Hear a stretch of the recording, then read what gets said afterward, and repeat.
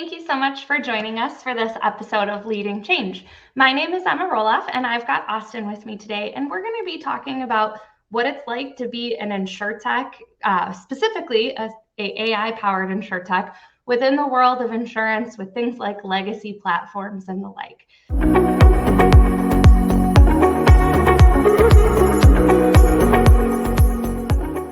But before I get to all the questions that I've got for you, can you give everybody an introduction? Sure. My name is Austin Ambrozi. I'm one of the co-founders and current COO of an AI company called Doxci. Great. Well, thank you for joining me. And what I want to do to get us started, just like I teased in that introduction there, is talk a little bit about maybe some of the challenges or obstacles that you guys have encountered within the insurance landscape coming in and trying to bring in this emerging technology into typically pretty legacy heavy environment. Sure. So just by the very nature of insurance, it being a financial services industry, the stakes are very high and the margin for error is very low when it comes to incorporating new software, especially at the enterprise level. So it's definitely been challenging to, be a new company within any regard. A lot of insurance companies are operating on the same software that they've been using for decades. So, trying to communicate to them that there are better options that are just as safe as some of these legacy systems has definitely been a challenge. And that's just with regards to any sort of technology, and that's becomes exceptionally true whenever you start talking about something like AI that's very new for everybody and is a bit of an emerging technology within its own right. So it's definitely been an uphill battle. So when we look at, like you mentioned, kind of like spending some time with the carriers, helping them to understand what these new technologies mean, what potential they bring into the organization, I've got to imagine that there's a fair amount of learning curve there. And I say this also in the fact that part of my mission with the series and alike is to help educate people in the space of emerging technologies and transformation. But what have you seen kind of in practice? What does that learning curve look like? And what are the types of things that you guys are helping carriers work through? So the biggest thing has been that it's almost as if the learning curve for every company has been different because different people care about different things. And so that's always been true in sales with regards to, like buyers incentives and stuff like that. But it's kind of been even more so true with what we've been doing because, there's some people that really care about efficiency. And so they want their solution deployed in the cloud. And then there's other people that are, it's probably just companies that are same size for all intents and purposes, very similar, equivalent. But the second company doesn't so much care about efficiency as they care about data security. And so they want like an on-prem install. And so something that's very common whenever we start talking to people is like, who have we worked with and how have we done things with them? And it's been something we've kind of had to learn how to do is kind of get ahead of potential objections before they get there. Because a lot of times whenever you tell a carrier who you've worked with and how you've done things in the past, it might not be congruent with what they're wanting. And so we kind of have to get ahead of that and say, this is how we did it for this company, but we're very happy. We know that we're young and we know that this is a lot of new technology and we're very happy to accommodate the other needs and, stipulations that you folks might require. So that's definitely been something. And then just communicating what the tech is capable of in general has certainly been a challenge because for instance, myself and my team, we don't come from an insurance background. We have advisors on our board that kind of help fill in the gaps there.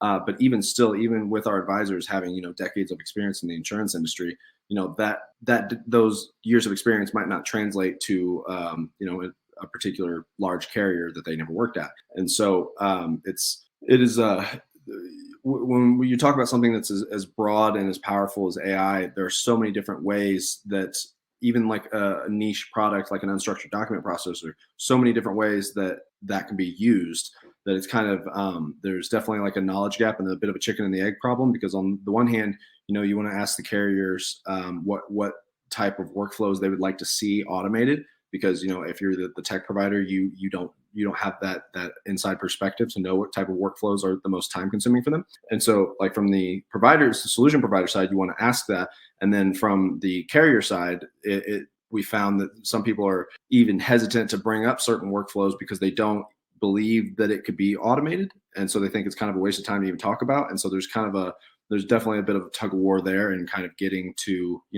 this is something that is costing you time, and this is something that is also very feasible for us to fix. That last piece that you just brought up about, carriers or anybody really in a business setting, not necessarily bringing certain use cases up because they believe that they can't be automated or that there isn't a way to improve the efficiency with it, is such like a wonderful way of talking about the importance of digital literacy on the buyer's perspective. Absolutely. And why that like knowledge is so important for them to be gaining, so that when they are in these buying situations, they can ask the right questions, they can be dangerous enough to know what they can bring up, and how the technology works at a basic level to be able to really vet out solutions appropriately through that buying cycle.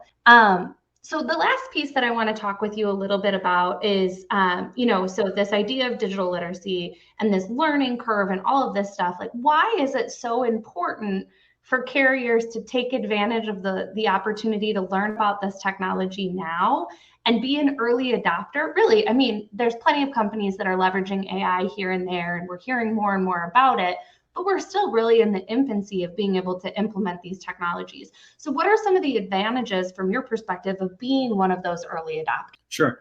So first and foremost, it's and there are always exceptions, of course, but generally speaking, the rule of thumb is that it is never going to be easier than it is right now to transition. And so, like, what I mean by that is, I can only speak for for my company, but like if there's a company that has that's a carrier that has been crushing it for decades and decades, they have all kinds of documents that they've stored in their records over the years and whatnot, and it's never going to be a convenient time to transition, because maybe you have like a bunch of physical documents, right? It's never going to be a convenient time to open up the filing cabinet and start transitioning all of these decades worth of old paper documents to a digital database to make them like durable for the future and future proof, so to speak. And so it's like, the longer you wait, the bigger that pile gets and the more work that begins to encompass. And that's just one example, but that theme has been fairly ubiquitous from what I've seen, is that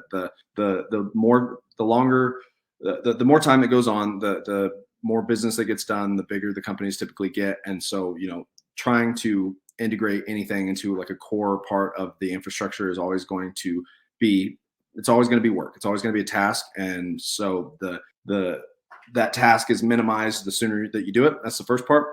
And then the second part is that these systems are going to grow to be increasingly advanced. When I say these systems, I mean really all emerging technologies systems, but AI specifically. I mean, 12 months ago, we didn't have ChatGPT, okay? And GPT-3 passed the bar and was in the lowest 10% of test takers. GPT-4 passed the bar and was in the top 10% of test takers. So that is kind of gives an example of how fast this technology is progressing.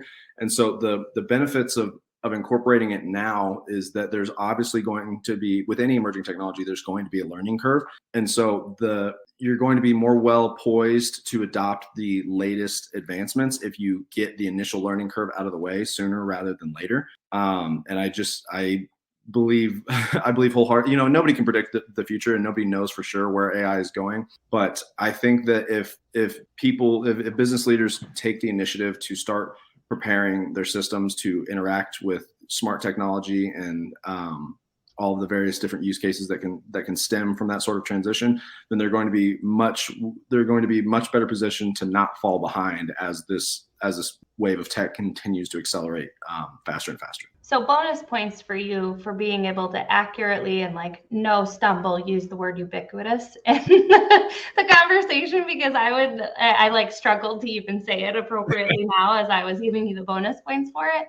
But I couldn't agree more that like there is no better time to start than now, because just like you said, you're going to be that much further behind the curve if you continue to wait and delay and try to wait for the perfect time.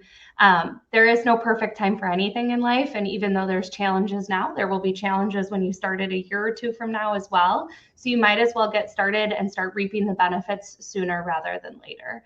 And the other thing I kind of wanted to add on before I forget is like there's two learning curves to be taken into consideration here. It's one, the learning curve of the humans running the company and whatnot, but two, the other side of that is the learning curve of the machines, that the tech that you're implementing that's going to be learning about your business. I mean, this is something that's exclusive to AI, but every system that we have deployed currently, it is learning every day more and more about that client's business, and it's getting more and more effective every day.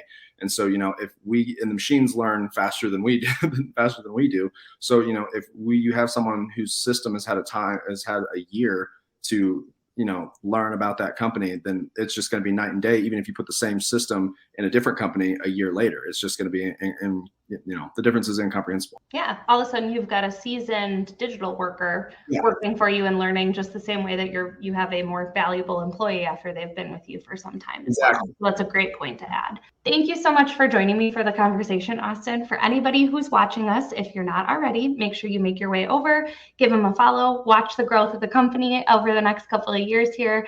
And thank you for joining us for the conversation, and have a wonderful day, everyone. Thank you so much for joining me for this episode of Leading Change. If you liked what you saw, be sure to subscribe and come back weekly for more expert interviews on digital transformation, change management, and emerging technologies.